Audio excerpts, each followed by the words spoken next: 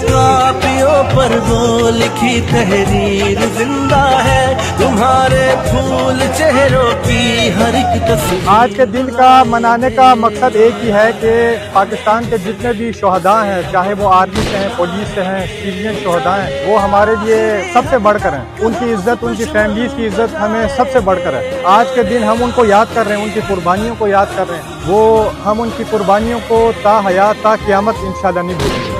सिखाया है तुम्हारी दास्ताने तो हमें यकजा बनाया है, लहू से दीप जो तुमने शुजात का जलाया है, हम इसके नूर से दहशत की जुल्मत को मिटाएंगे, नूर से दहशत की जुल्मत को मिटाएंगे।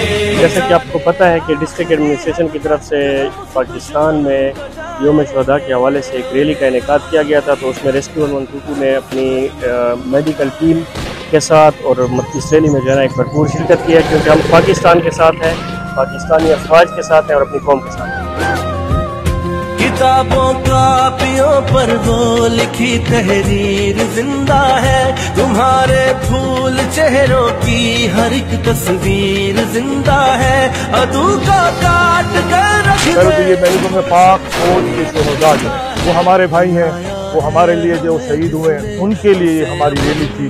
और इसके अलावा वो हर एक डिजास्टर में, हर मसले में, चाहे कोरोना हो, चाहे सैलाब हो, किस किस्म के हमारे डिजास्टर रहे हैं, तो इन्होंने स्पेशली हेल्थ के साथ साना बसाना खड़े होकर हमारा साथ दिया है।